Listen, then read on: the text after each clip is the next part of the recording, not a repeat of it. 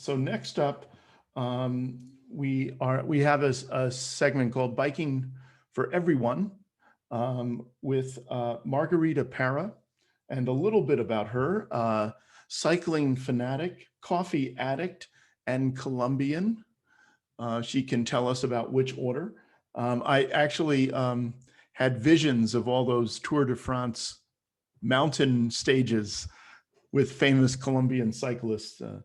Anyway, she is trained as an environmental engineer and has been working internationally in the field of sustainable transportation for more than 2 decades. She serves on the board of Silicon Valley Bike Coalition and currently leads the eBus Inclusive Finance Initiative with Clean Energy Works across the US and Latin America. In her free time, Margarita bikes everywhere with her husband and daughter, as we can see by the picture. Or maybe you can't see by the picture, sorry. Here's the picture. I think. But now she's going to take the screen away. Thank you, Dennis. Can you hear me well? Yes, we can. Okay, good afternoon, everybody. Thank you so much to Sustainable Silicon Valley to inviting us to the Silicon Valley Bicycle Coalition to be part of this energetic session and really prepare for the new and better normal. This is a photo of my family, my 8-year-old daughter and my husband in Redwood City. And yes, we like to bike everywhere. And I'm just a volunteer for the Silicon Valley Bicycle Coalition, but I dedicate my life to actually promote bicycles as a transportation mode that is free of pollution, that is healthy, and it should be available to everyone. So I want to start this presentation with, I'm so happy our previous presenters, next one, I think I have to share my screen because you don't have my presentation. That's right. Can you help me? Yes. Okay, well, right. I'll stop my share and you hit that green button on the bottom. Yep. Can you see my screen now? Yep, and you can, yes, you're good. All right, so thanks to the previous presenters for the plug to the Bike to Wherever Day, which is true. Actually, that starts tomorrow, and we really hope that everybody really gets their bicycles and start riding. We saw that in the pandemic.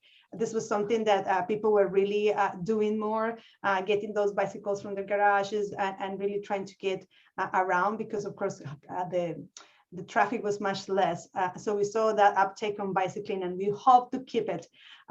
So start now. And maybe I wanted to just take a pulse and I know we cannot participate, but I know people can type on the chat. So I wanted to ask this question to start and you guys can type in the chat. How many of you, just say yes or no, did you guys take your bikes more in the pandemic, in the shelter in place period or no?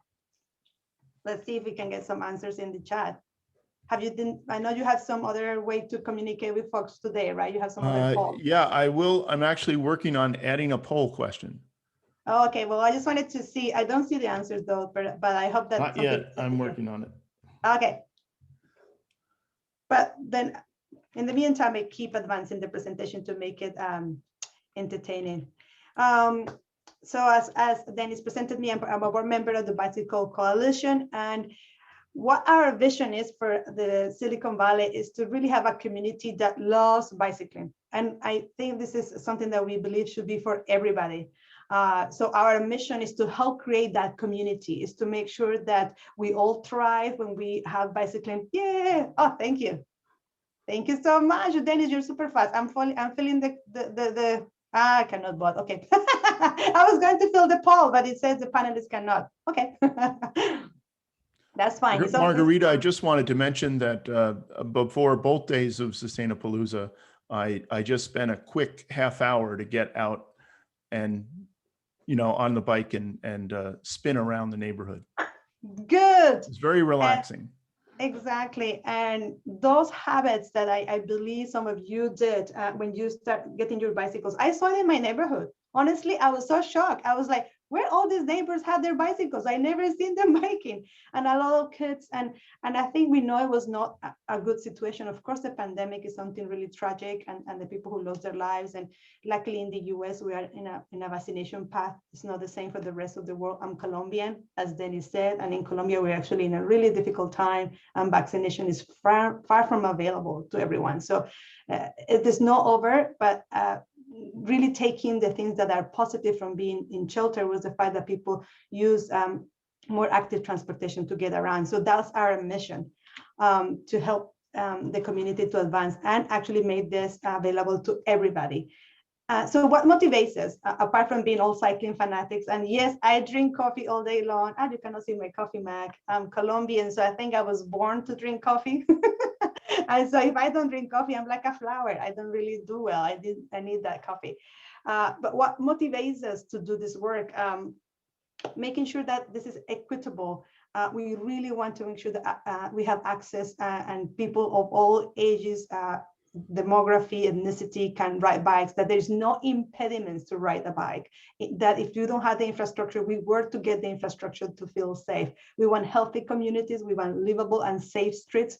We want to mitigate air pollution, because when we replace a car trip, a fossil fuel powered car trip, by a bicycle trip, we're reducing emissions, we're reducing air pollution, and we're increasing our climate resiliency.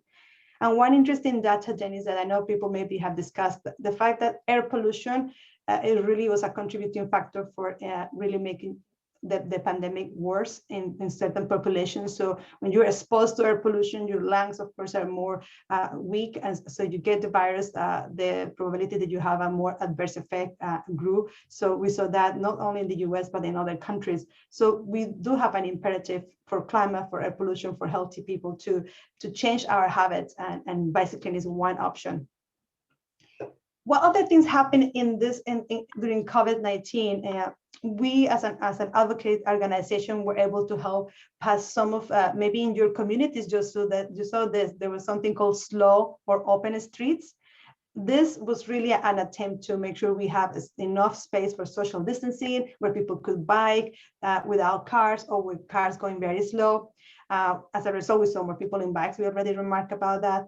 But another thing that we saw is that there was a spirit of generosity and solidarity that I really love, and I hope we can keep it for a better normal. Because we know that past normal wasn't working for everybody. And I think the fact that we can now think about how these new habits, this new spirit can really lift aside the pandemic. For example, we help bring in some bike donations with people who have more than a spare bike. And we also help on this great program called Vigilution. It's in San Jose. This is a farm, and they started during the pandemic a program called Eastside Connect. And we connected with Eastside Connect and helped bring in those farm boxes to the east side of San Jose, to the neighbors that needed that food by bike. And this is something that we did in conjunction with local grassroots groups. One group was Colectivo Si Se Puede.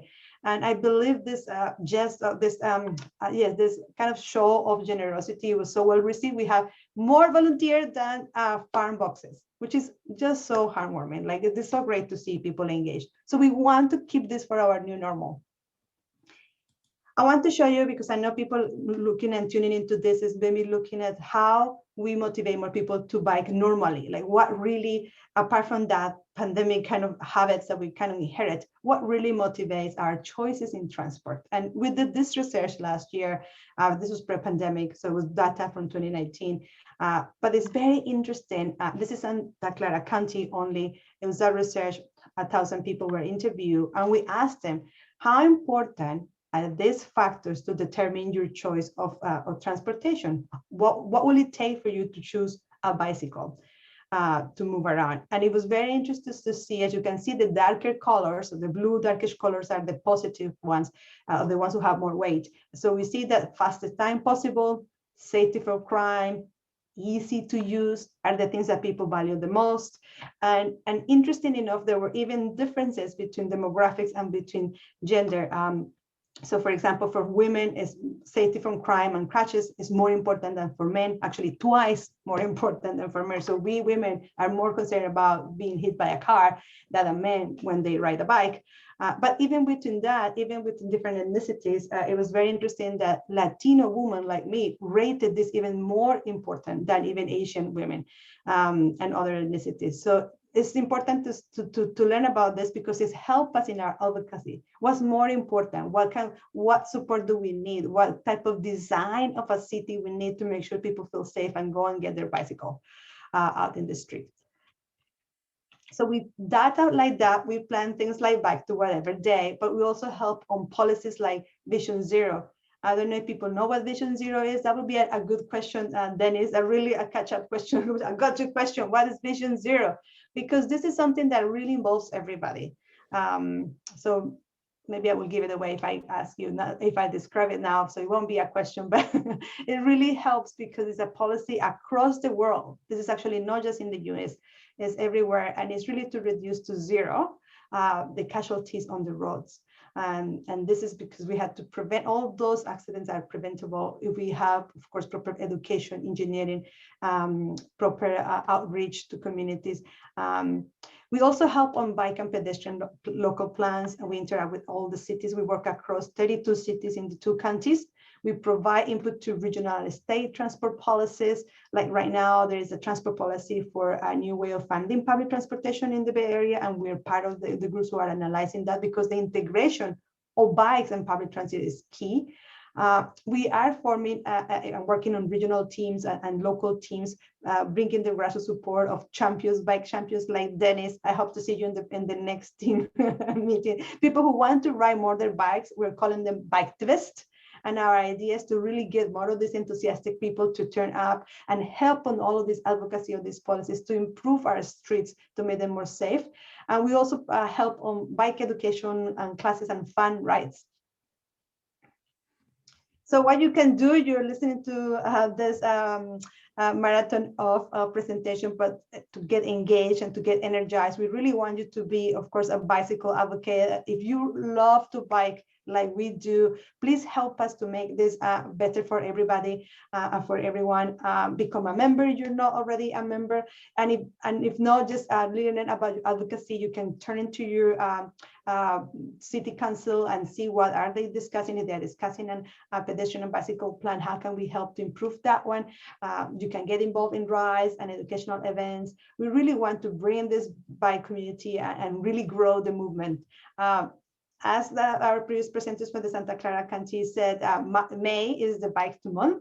You used to have the Bike to Work Day in May, but of course we are not going to work. We are working from home, so that's why it became Bike to Wherever. And here is our website. You want to see more activities and join us. And that's it. Dennis, I hope that was short. Well, yes, thank you, Margarita, and thank you for asking and answering questions. Good. About Vision Zero. So good question and a good answer. And no, it's great to see these. I think, I don't know if it was in the old original days that it was the San Jose Bike Coalition, but it's the Silicon Valley Expanded State of Mind Bicycle Coalition. And I know there's a lot of local chapters, and they're involved with various city councils and things, because I think that is a voice that needs to be heard